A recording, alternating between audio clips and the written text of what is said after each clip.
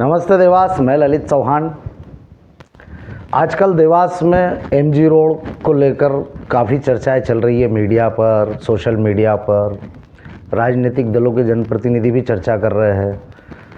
निगम के द्वारा MG road का जो चौड़ीकरण किया जा रहा है, अब कुछ राजनीतिक दल के नेता कह रहे हैं कि व्यापारियों को जो जिनकी ज़मीन अधिग्रहण करी है उनको मुआवजा मिलना चाहिए। अभी क्यों बात कर रहे हो? जब एमजी रोड की डीपीआर तैयार की जा रही थी, डिटेल प्रोजेक्ट रिपोर्ट तैयार की जा रही थी, जब मांग करना चाहिए थी उन्होंने। निगम प्रशासन ने जब पहली बार प्रेस नोट जारी करा था, जब व्यापारियों के हित में मांग करना चाहिए थी कि आपको इनको मुआवजा देना पड़ेगा। जब वहाँ पर अधिग्रहण की प्रक्रियाएं शुरू हो गई, तोड़ फोड़ हो गई, उसके बाद वो मांग कर रहे कि व्यापारियों को जो है ज़मीन अधिग्रहण का मुआवजा दे। खैर, लेट हो गए वो लोग। पहले मांग की जाना चाहिए थी उनके द्वारा, राजनीतिक दलों के जनप्रतिनिधियों के द्वारा। लेकिन बड़ा आश्चर्य की बात है, राजनीतिक दल के जनप्रतिनिधि रोड चौड़ीकरण की तो बात कर रहे हैं।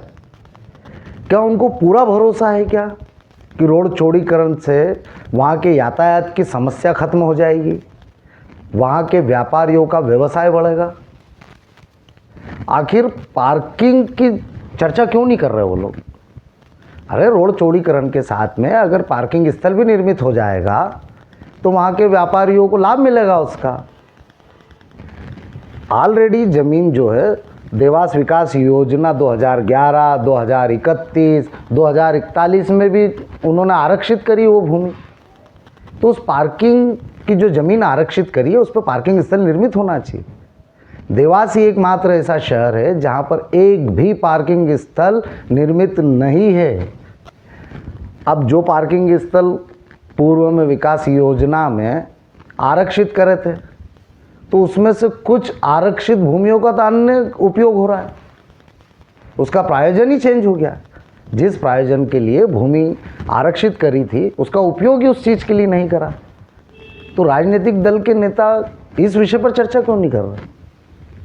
कभी उन्होंने, आपने देखा होगा कि विधानसभा इलेक्शन, लोकसभा इलेक्शन, नगरीय निकाय इलेक्शन, कई इलेक्शन हो गए जो निर्वाचन हुए, उन्होंने कभी भी राजनीतिक दलों के जनप्रतिनिधियों ने अपने स्थानीय मैनिफेस्टो में पार्किंग को लेकर कभी कोई चर्चा ही नहीं करी। अरे, आप जब चुनाव में जाते हैं राजनीतिक दल के जनप्रतिनिधि शहर के आम मतदाताओं के बीच, तो आप मौखिक रूप से बोलते हैं हम शहर का चहुमुखी विकास करेंगे। अरे, चहुमुखी विकास के लिए सार्वजनिक भूमियों का आरक्षण भी तो जरूरी है।